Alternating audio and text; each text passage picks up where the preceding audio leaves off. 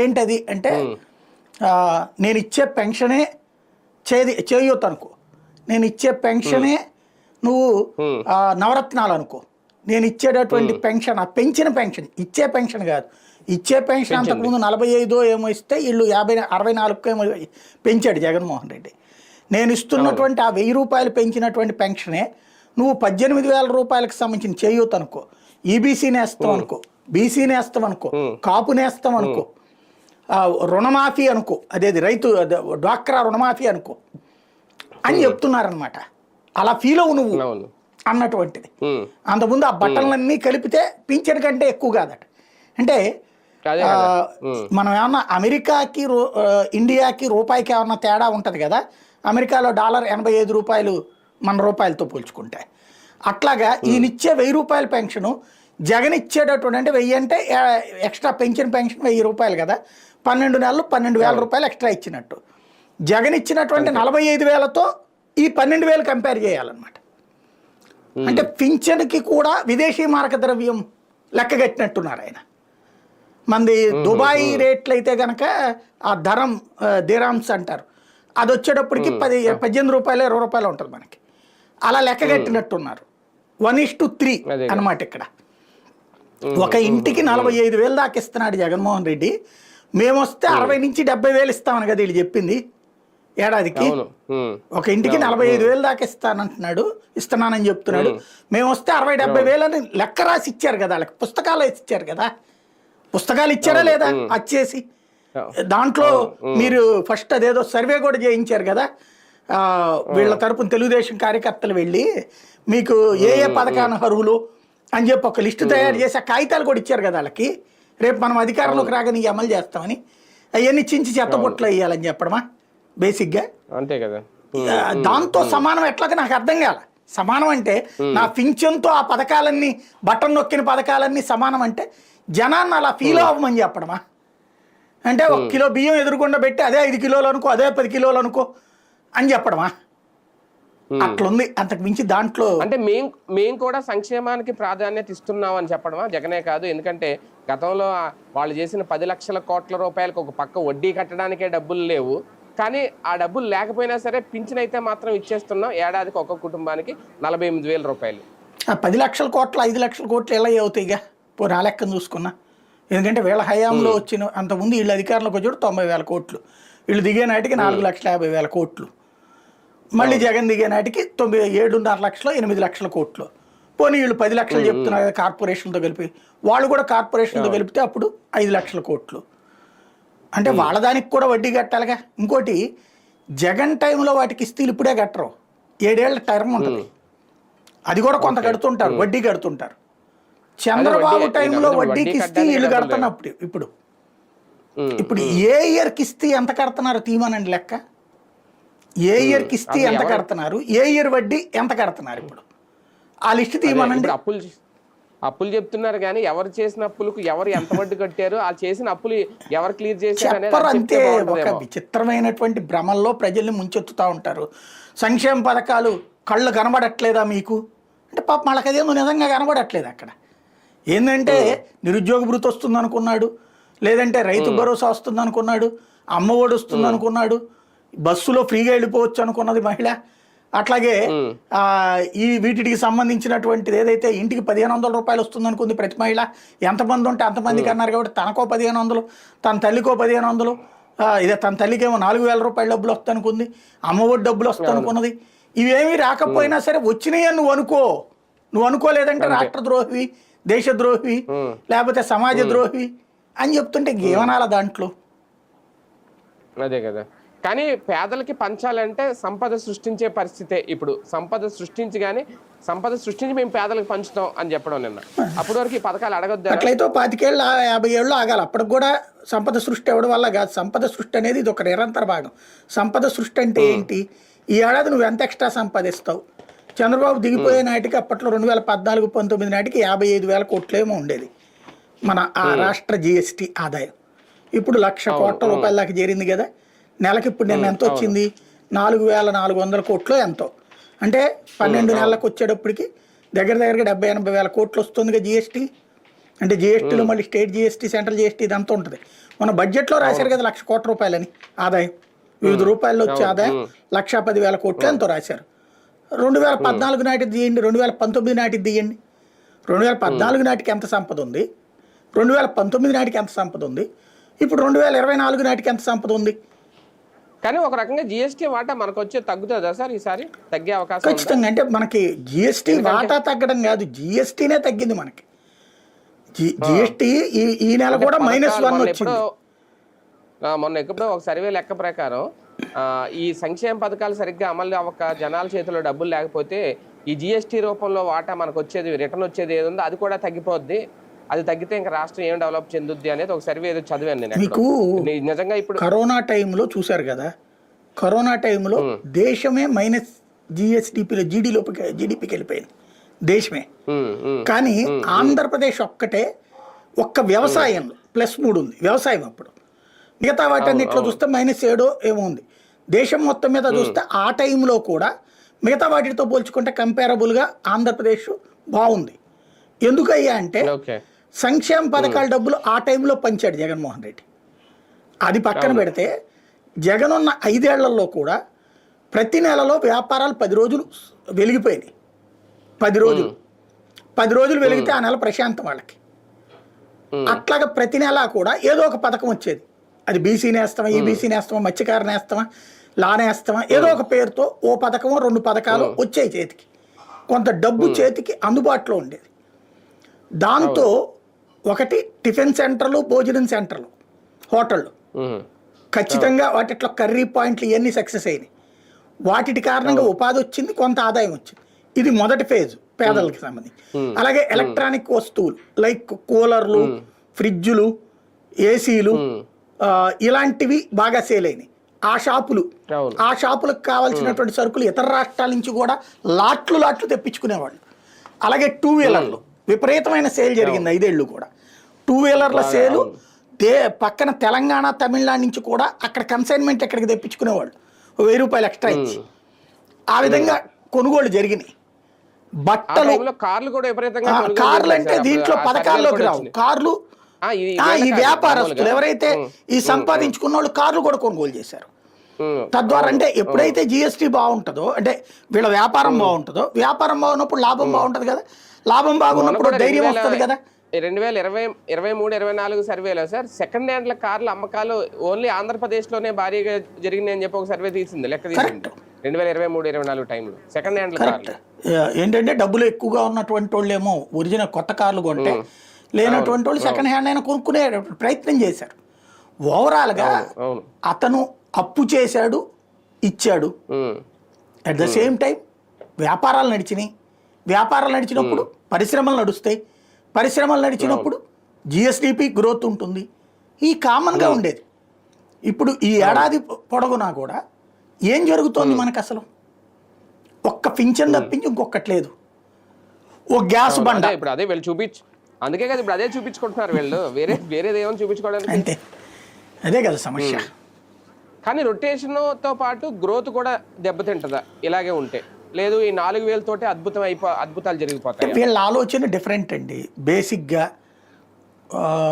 అంటే జగన్ ఆలోచన ఏమో పేదవాడు. ఇప్పుడు ఈయన అంటారు చూడండి, చేపలు పట్టుకునే ఇది చేస్తానని. నిజంగా చెప్పాలంటే జగన్ చేసింది అది. నీకు 15,000 ఇస్తే ఆ 15,000 వాళ్ళు తినేలా. ఆ 15,000 రూపాయలు లేకపోతే 18,000 రూపాయలు ఈ డ్వాక్రా రుణమాఫీ లాంటి డబ్బులతో ఏం చేశారు? చిరు వ్యాపారాలు చేశారు, డబ్బులు రొటేషన్ చేశారు. దాంట్లో ఖర్చు పెట్టుకున్న వాళ్ళు 30% ఉండొచ్చు, 40% ఉండొచ్చు, 50-60% రీఇన్వెస్ట్మెంట్. అలాగే ఈ మిగతా వాళ్ళు కూడా డబ్బులు రొటేట్ అయ్యింది. మీరు ఆ టైంలో చూడండి, అనేక బండ్లు వెలిసినాయి. మీరు ఎక్కడ చూసినా టిఫిన్ బోర్డులు కనబడే, ఎక్కడ చూసినా కూరగాయల బోర్డులు కనబడే, ఎక్కడ చూసినా జ్యూస్ పాయింట్లు కనబడే. ఏదో ఒక వ్యాపారం. అంటే ఇప్పుడు నేను ఇవాటికి కూడా అనుకుంటా, ఒక 5 కోట్ల రూపాయలు ఎవరన్నా వడ్డీ లేకుండా డబ్బులు ఇస్తే ఓ 50 ఛానల్ పెట్టచ్చు, యూట్యూబ్ ఛానల్, అద్భుతంగా సక్సెస్ చేసుకోవచ్చు. ఆ తర్వాత వాళ్ళ డబ్బులు వాళ్ళకి ఇచ్చేయచ్చు. వడ్డీ లేకుండా ఇచ్చేవాడు ఎవడు మనకి? వడ్డీతో అయితే మనం ఉద్యోగుల్ని ఇదంతా మెయింటైన్ చేయలేం, డబ్బులు చేతిలో గ్యారంటీ చెప్పలేం. వడ్డీ లేకుండా ఉన్నప్పుడు ఆ డబ్బులు మనం సంపాదించి ఇవ్వగలుగుతాం, వచ్చింది ఆ వడ్డీ కట్టుకోవడానికి సరిపోదు. కాబట్టి ఇక్కడ వడ్డీ లేని డబ్బులు చేతిలో వాళ్ళ సొంత సంపాదన ప్లస్ వడ్డీ లేని రుణాలు ఇప్పించాడు, అదే పావల వడ్డీ రుణాలు ఇప్పించాడు. అది కూడా కడితే డబ్బులు వెనక్కి ఇచ్చేసేవాడు అతను. ఏడాదిలో ఈ ముద్రా రుణాలు తీసుకున్న వాళ్ళకి దానికి ఏదో పేరు పెట్టాడు, జగనన్న చేయూతనో ఏదో, దాని కింద లోన్ తీసుకున్నటువంటి వాళ్ళు ఏ నెలకు ఆ నెలకి ఇస్తే సక్రమంగా కట్టేస్తే ఏడాది అయ్యేటప్పటికి ఆ వడ్డీ డబ్బులు మళ్ళీ వాళ్ళకి అకౌంట్లో వేసేవాడు. ప్లస్ ఆ ప్రతి ఏడాది 10,000 రూపాయలు వాళ్ళకి వచ్చేది ఆటో వాళ్ళకి, కార్ల వాళ్ళకి, వాళ్ళతో అప్పుడు పచ్చిబూతులు తిట్టించారు. ఓ పక్కన ఇది చెప్పి ఇంకో పక్కన డబ్బులు వసూలు చేస్తున్నారు అది ఇదని. ఇప్పుడు ఏమైనా పోలీసులు పెనాల్టీలు వేయడం మానేశారా, లేకపోతే కనుక ఈ డబ్బులు ఏమైనా వస్తున్నాయా, వాళ్ళకి చేతికి ఏమైనా డబ్బులు వస్తున్నాయా, 10,000 ఎక్స్ట్రా ఏమైనా సంపాదించుకుంటున్నారా? యాక్టివిటీ అనేటటువంటిది రన్నింగ్లో ఉండాలి. ఎందుకు నరేంద్ర మోడీ 5 కిలోల బియ్యం ఫ్రీగా ఇస్తున్నాడు? ఆయన కూడా సంపద సృష్టి అని చెప్పి దాచిపెట్టచ్చుగా డబ్బులు, దాన్ని మిగిల్చేస్తే సంపద సృష్టే కదా అది. కానీ ఈ డబ్బులతో అది ఖర్చు పెట్టడం వల్ల పేదవాడికి పెట్టే ఖర్చు సమాజంలోనే ఉంటుంది. గుర్తుపెట్టుకోవాల్సిన సూత్రం అది. ఏ ప్రపంచ ఆర్థికవేత్తనైనా అడగండి, ఉచిత పథకాలు పేదవాడికి ఇవ్వాలంటాడు, పెద్దవాడికి ఇవ్వాలంట. పేదవాడికి ఇచ్చే పథకం వలన ఆ డబ్బులు రొటేట్ అవుతాయి సమాజంలో.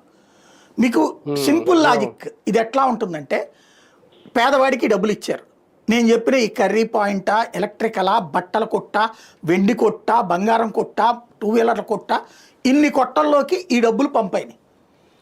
వీళ్ళు ఉట్టి ఈ డబ్బులే అనుకుంటున్నారు. అది చాలా పెద్ద తప్పు, చాలా పెద్ద తెలివి తక్కువతనం. ఎట్లా అంటే, ఒక 2 వీలర్ కొనాలండి, ఈయన 15,000 ఇస్తే అయిపోతుంది అక్కడ? కాదు కదా. డౌన్ పేమెంట్ పోను ఈ 15,000కి ఇస్తే అయింది అంటే వీళ్ళ జేబులో డబ్బులు కూడా తీసుకొచ్చి పెట్టారుగా. ఒక ఈఎంఐకి ఫస్ట్ డౌన్ పేమెంట్ మనం కడతాం కదా, డౌన్ పేమెంట్ మన జేబులో డబ్బులే కదా, నడుస్తుంది కదా. అంటే దాచిపెట్టబడ్డ డబ్బులు కూడా మార్కెట్లోకి వచ్చినాయి. ఇక్కడ ఒక 2 వీలర్ కొంటే ఊరికినే ఈ 15,000 ఇచ్చేస్తే అయిపోదు, ఈ 15,000తో పాటు ఇంకొక అమౌంట్ ఇవ్వాలి కదా. అక్కడ డౌన్ పేమెంటు, రెగ్యులర్ పేమెంట్ ధైర్యం వ్యాపారస్తుడికి. వ్యాపారస్తుడికి ఎప్పుడైతే ఇవి నడుస్తున్నాయో ఈ వ్యాపారస్తుడు ఏం చేస్తాడు, హోల్సేలర్ దగ్గర నుంచి ఎక్కువ కొంటాడు, అంతే కదా. హోల్సేలర్ కూడా నమ్మకం, వీడు అమ్మకాలు బాగున్నాయిరా, వీడు మనకిస్తాడని. దాంతో వీడు లాభపడ్డాడు, వాడు లాభపడ్డాడు. వాడు మరి జరిగినప్పుడు ఏమవుతుంది, ఇండస్ట్రీ నడిచినప్పుడు ఏమవుతుంది, దానికి కావాల్సిన రా మెటీరియల్ కంపెనీలు, ఆ రా మెటీరియల్కి కావాల్సినటువంటి ఎక్స్పోర్టర్, ఇంపోర్టర్, ఎంత వ్యాపారం నడిచిందో చూడండి. ఒక బట్టల కొట్టు మీరు కొనేసుకున్నారు, మీరు కొన్న తర్వాత మీకు అమ్మిన రిటైలర్ ఎక్కడ కొంటాడు, హోల్సేలర్ ఎక్కడ కొంటాడు, డిస్ట్రిబ్యూటర్ ఎక్కడ కొంటాడు, ఇండస్ట్రీ ఎక్కడ కొంటది, రైతు దగ్గర నుంచి పత్తి తీసుకుని కొంటది. అంటే ఆ డబ్బులు ఎక్కడికి వచ్చినాయి, మళ్ళీ రైతు దగ్గరికి. ఇదంతా సమాజపు రొటేషన్. అదే ప్రపంచం, అదే ఆర్థిక వ్యవస్థ. ఆర్థిక వ్యవస్థ అంటేనే రొటేషన్. నన్ను అంటుకోబాక నామాల కాకండి డబ్బులన్నీ తీసుకెళ్ళి బ్యాంకులో కూర్చోబెట్టి డబ్బులు లేవు అంటే, డబ్బులు రావాలి అంటే ఆయన నుంచి వస్తాయి. ఇక్కడ ఇద్దరి ఆలోచన ధోరణిలో ఉన్న తేడా ఏంటంటే, జగను ఈ అంతర్జాతీయ ఆర్థిక సూత్రాన్ని ఫాలో అవుతాడు, చంద్రబాబు నాయుడు వీళ్ళకి సంబంధించినటువంటి ఆలోచనలు చెప్పేటటువంటి బృందం చుట్టూ ఉంటాడు. ఈయన చుట్టూ ఉన్న వ్యాపార పారిశ్రామికవేత్త లెక్క ఏంటంటే, మనకి తక్కువ రేటుకి కూలీ రావాలి, తక్కువ రేటుకి పనోడు రావాలి, తక్కువ రేటుకి పేదోడు ఉండాలి. ఎందుకు? అప్పుడు మన దగ్గర ఉన్న షాపుల్లోన, మన దగ్గర ఉన్నటువంటి హాస్పిటళ్ళలోన, మన దగ్గర ఉన్నటువంటి ఇండస్ట్రీల్లోన, మన దగ్గర ఉన్నటువంటి వ్యాపారాల్లోన, మన దగ్గర ఉన్నటువంటి ఇతర వ్యవస్థల్లోన తక్కువ రేటుకు దొరుకుతారు పనోళ్ళు. వాడికి కడుపు నిండా తిండి దొరికితే, వాడు సెల్ఫ్ సఫిషియెంట్ అయితే మన మాట వినడు. ఇది వీళ్ళ ఉద్దేశం. ఈ ఉద్దేశానికి అనుగుణంగా బాబు గారి మీద ఒత్తిడి తెస్తారు. బాబు గారు తెలుసో తెలియకో వాళ్ళ ట్రాప్లోనే నడుస్తున్నారు. ఇదివరకటి రోజుల్లో వదిలేద్దాం, ఇక్కడ ఇవాళ రోజున ఆలోచించాలి కదా రొటేషన్ గురించి. ఈ ప్రభుత్వం వచ్చి 10 నెలలు అయింది. 10 నెలల్లో ఒక్క నెల వీళ్ళకి వచ్చింది. ఆ నెల ఏంటిది, రియల్ ఎస్టేట్ది రేట్లు పెంచుతున్నారు అన్నటువంటి కోణంలో కొనటం వల్ల +4% వచ్చింది జిఎస్టీ, +4 మొన్న. ఆ తర్వాత అంతకుముందు ఒకసారి 10% వచ్చింది. అప్పుడేంటి బిల్లుల అమౌంట్ భారీగా రిలీజ్ చేశారు. దాంతో పాటుగా ఏదో సంక్షేమ పథకానికి సంబంధించి ఈ మొదట్లో దాన్ని ఏమంటారు, ఈ పెన్షన్కి సంబంధించిన డబ్బులో ఏదో బల్క్గా ఇచ్చారు కదా, ఏది 4 నెలదో 5 నెలదో, అప్పుడు ఒకసారి నడిచింది. తప్పించి మొత్తం ఈ 10 నెలల్లో 2 నెలలేమో ప్లస్, ఒకసారి 10, ఒకసారి +4, ఒకసారి 0 గ్రోత్. అంటే ఎంత అంతకుముందు ఏడాదితో కంపేర్ చేస్తే సేమ్ టు సేమ్ దాదాపుగా. మిగతా 7 నెలలు మైనస్ అంటేనే అర్థం చేసుకోవచ్చు కదా. ఇంకోటి, ప్రజలు సంక్షేమం కోరుకోవట్లేదు అని చెప్తే వెళ్ళి చెప్పండి ఆ మొక్క, మీకు సంక్షేమం ఏందయ్యా, ఎవడడిగాడు, మీరు అడిగారా? సంక్షేమం చేసిన ఓడగొట్టారు కదా మీరు. ఇప్పుడు ఏమని అడగాలంటే, ఏమని చెప్పాలంటే ప్రజలకి, మీరే చెప్పారు కదా నవరత్నాలని ఇచ్చాడు అతను, ఇస్తే ఓడగొట్టారు, 11 సీట్లు ఇచ్చి ఇంట్లో కూర్చోబెట్టారు. కాబట్టి నేను ఎందుకు ఇవ్వాలి, ఇంకా నేను ఇస్తే నాశనం అయిపోతారని చెప్తున్నట్ట ఇక్కడ. లేదా నేను ఇచ్చే 1000 రూపాయలనే మీరు దాన్ని 10,000 అనుకోండి, 25,000 అనుకోండి, 50,000 అనుకోండి అని చెప్తున్నట్ట. ఆలోచించుకోవాల్సిన సందర్భం అది. అంటే ఈ 4,000 అన్ని రకాలుగా పంచాడు ఆయన, నేను ఒకే దెబ్బలో పింఛన్ కింద ఇచ్చేస్తున్నానని చెప్పాడు. అదే 4,000. ఇప్పుడు ఇదివరకు జగన్ 2,500, 2,000, 2,025, 2,500, 3,000 దాకా ఇచ్చాడు కదా. 3,000 వరకు ఇచ్చారు. 3,000 వరకు అది అతను 3,000 ఇచ్చాడు కాబట్టే కదా ఈ 4,000 అంది. అదే కాకపోతే ఇది నెల వచ్చేది. అప్పుడు అంతే, నెలనే కదా వస్తాయి. మిగిలిన అప్పుడు నెల ఇస్తూ మళ్ళీ ఆ పథకాలు ఇచ్చాడు కదా, 2 వచ్చినాయి కదా ఇచ్చారు. అదే ఇప్పుడు ఆ బట్టలు అన్ని కలిపేశాడు. ఇప్పుడు ఈయన బట్టలు కలపడం కాదు, తెలుగుదేశం కార్యకర్త ఎలా దబాయించాలో చెప్తున్నారు ఆయన. తెలుగుదేశం నాయకుడు ఎలా కన్విన్స్ చేయాలో చెప్తున్నారు. అదే ముక్కండి ఇంటి దగ్గరికి పంపించిన తెలుగుదేశం నాయకుల్ని పంపించి, పెన్షన్ పెంచాం కదా, బట్టలు ఏముంది ఇంకా, దాంట్లో ఏమొస్తుంది మీరేం చెప్పానండి.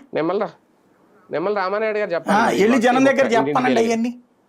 కాకపోతే ఒకట్లేండి, వచ్చే నెల నుంచి అదేదో ఇస్తామంటున్నారు కదా, అమ్మఒడి మంచిదే. కాబట్టి వచ్చే నెలలో అది నూనె, తర్వాత అన్నదాత సుఖీభవ ఇస్తానంటున్నారు కదా, కొంచెం అన్న డబ్బులు పేదవాడి దగ్గర ఆడతాయి. అవును, అది ఒక రకంగా కలిసి వస్తుంది.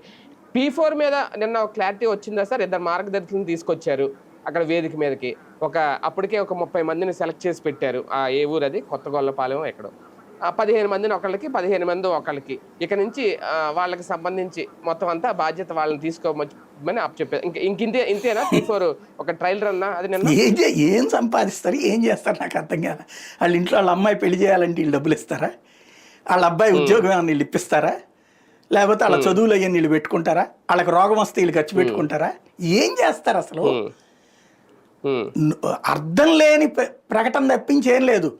రోటరీ క్లబ్ వాళ్ళు, లయన్స్ క్లబ్ వాళ్ళు ప్రతి ఏడాది కూడా వాళ్ళకి ఎవరైనా వాళ్ళ ఇంట్లోనో ఏదో వాళ్ళ పుట్టినరోజు, పెళ్లి రోజు ఏదో జరిగింది అనుకోండి, ఆ క్లబ్ మీటింగ్లో ఒక వీళ్ళని పిలుస్తారు, ఏది అవసరమైనటువంటి పేదవాళ్ళని ఎవరినో, అవసరమైతే అక్కడ ఉన్నటువంటి వాచ్మెన్ వాళ్ళనైనా పిలుస్తారు, ఓ బియ్యం బస్తా ఇస్తారు, లేకపోతే ఓ బట్టలు కొని పెడతారు. ఎనఫ్ అయిపోయింది. ఇప్పుడు ప్రభుత్వం ఆ పని చేస్తుంది అనమాట. ఓ పేదవాళ్ళని తీసుకొచ్చి ఓ పెద్దోడితో దానం చేపించి వీళ్ళందరూ బాధ్యత, వీళ్ళందరూ పేదవాళ్ళందరూ పెద్దోళ్ళు అయిపోయినట్టే, రాసేసుకో ఇక్కడ రికార్డు. అదే నిన్న అబ్బాయి సాఫ్ట్వేర్ ఇంజనీర్ అవ్వాలని ఉందని అన్నాడు. ఆ చదువు అంతా ఇప్పుడు వీళ్ళు చదివించాలి, వాళ్ళ ఇంట్లో వాళ్ళ కుటుంబ బాధ్యతలంతా వీళ్ళు తీసుకోవాలి. ఎవరు లాయిడ్ హెల్త్ కేర్.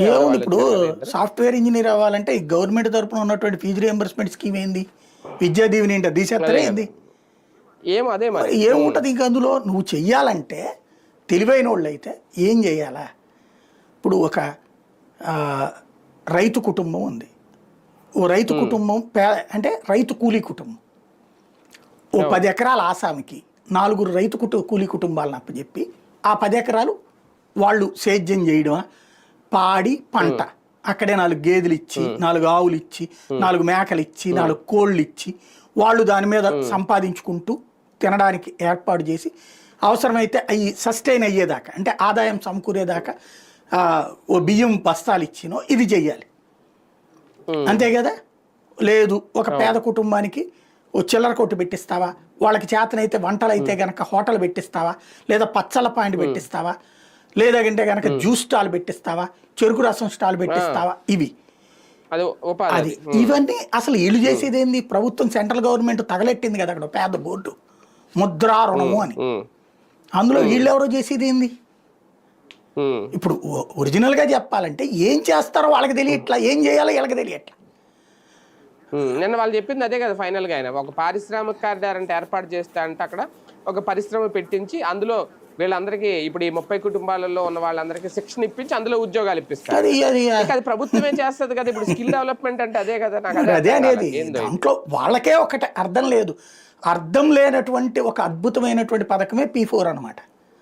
రేపు పొద్దున మీరు మళ్ళీ ఒక 25 ఏళ్ల తర్వాత ఒక 5 ఏళ్ల తర్వాత ఏం చేస్తారంటే ఓ 25-50 మందితో మాట్లాడిపిస్తారు, అబ్బా P4 పథకం వల్లనే మేము బాగుపడిపోయాం, మేము తినేసాం, మేము దాగేసామని చెప్పి బంగారు కుటుంబాల అట్లాగే ఏదో చెప్పిస్తారు.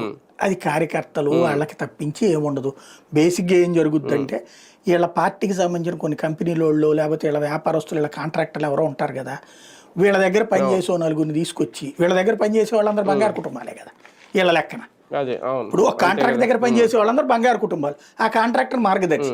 ఒక వ్యాపారస్తుడి దగ్గర పనిచేసే షాపులో పనిచేసే వాళ్ళందరూ బంగారు కుటుంబం, ఆ వ్యాపారస్తుడు మార్గదర్శి. రేపు పొద్దున అటు చూపెడతారు లెక్క, వీళ్ళకో సర్టిఫికేట్ వాళ్ళకో సర్టిఫికేట్ ఇస్తారనమాట. అదే కదా, అదే కాన్సెప్ట్ ఏమో.